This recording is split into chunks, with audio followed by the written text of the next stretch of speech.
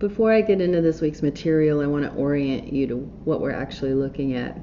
Up to this point, we've talked about state, how you feel, capacity, what you can do from there, and regulation, how easily that can shift.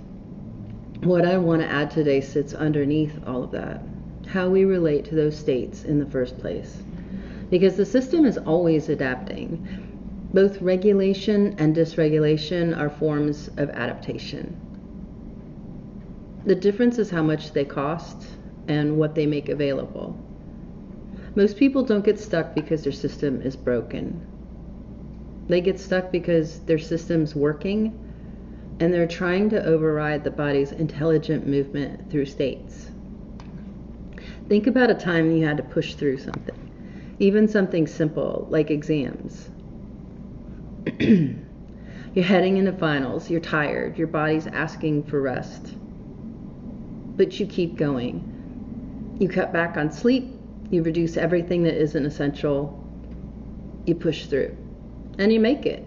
You finish the exams, you get to break, and then you get sick. What's happening there isn't random. It's the result of overriding the natural rhythm of the system.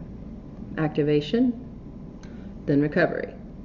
Effort, then restoration. When that rhythm is resisted, the body still has to rebalance. It just does it later and often at a higher cost.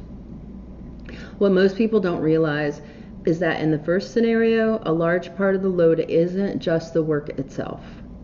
It's the energy required to maintain the state, to stay on when the system is asking to shift.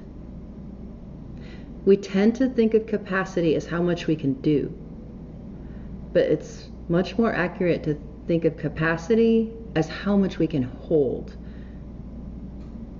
And resistance adds weight.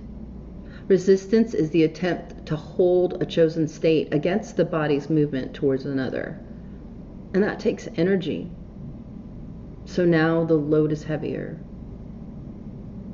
Not because the task changed, but because part of your energy is actually being used to fight the system itself. Without this understanding, we interpret everything through effort, willpower, discipline, grit. We try to fix the state. How do I be less anxious? How do I stop feeling this way? But what happens when you shift from fix the state to understand the function of the state? When you recognize the state and become willing to understand it, resistance drops. And when resistance drops, energy becomes available again. This is where range starts to matter, not as a concept, but as something you can feel. The more willing you are to move through states, the more flexibility the system has. Range expands when resistance softens. To go further with this, we need to look more closely at the states themselves, what they are, what they do, and what it looks like when a system can move through them freely. We'll go there next. For more material like this, check out lumenhealth.online and stay right here.